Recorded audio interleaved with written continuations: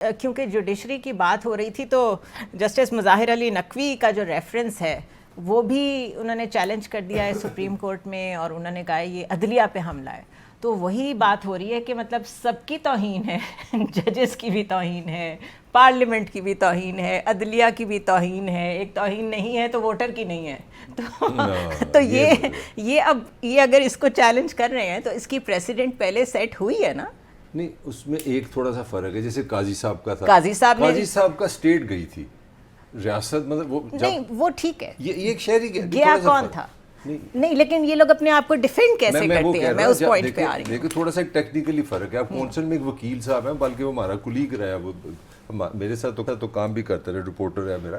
تو وہ اپنا میاں صاحب چلے گئے، انہوں نے ایک اپلیکیشن دے دی کہ جناب انہوں نے ایک کیس چل رہا تھا ایک ڈسپیوٹڈ لینڈ کا نا، تو ایک دم وہ چلتے چلتے کیس رکا ہے. اگلے دن ہی جج صاحب نے وہ زمین وہ چیز خرید لی، وہ 6 کروڑ کی خریدی. ان کا جو اپلیکیشن میں الزام ہے وہ 60 کروڑ کی ہے.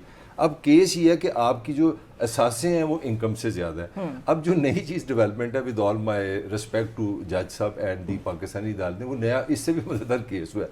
وہ جب انہوں نے سپریم کورٹ میں گیا، وہ اپنے ساتھ 5 وکیلوں کو گروپ لے کے گیا.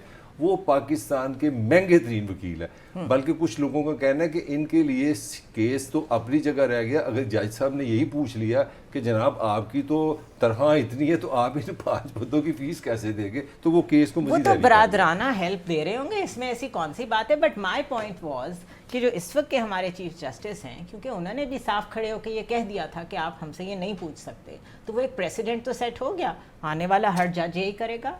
دیکھیے میرا خیال ہے ایک جو جج صاحب اول تو ان کو جس طرح کنٹروورشل کیا گیا وہ ایک علیحدہ کہانی ہے. ایک جج صاحب کو تو میرا خیال ہے آج ان کے خلاف تو جو وہ ہے وہ ختم کر دی گئی ہے. اب رہ گئے مظاہر نقوی صاحب. تو مظاہر نقوی صاحب وہ جج ہیں جنہوں نے ماڈل ٹاؤن انکوائری اوپن کی تھی نا، یہ وہ ہیں. تو پرانے مسئلے ہیں. جی. تو اب چونکہ راوی سارا چین ہی چین لکھ رہے، ٹھیک ہے، راوی جو ہے وہ گندے نالے کی طرف نہیں جا رہا، تو پھر وہ جو اس طرف والے لوگ ہیں، وہ چاہے جج ہو یا کوئی بھی ہو، اس کے درخواستیں تو آئیں گی، تو وہ آ رہی ہیں. لیکن میرا سوال یہ ہے کہ میں اپنے چیف جسٹس صاحب کا نا بہت احترام کرتا ہوں.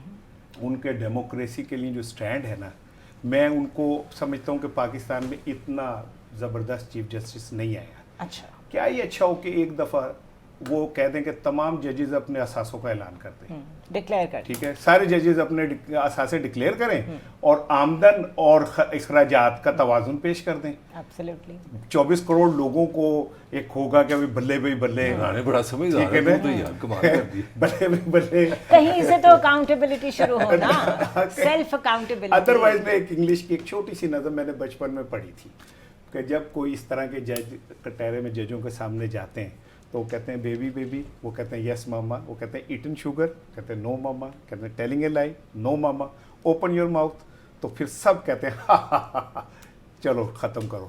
تو بس دیٹس اٹ.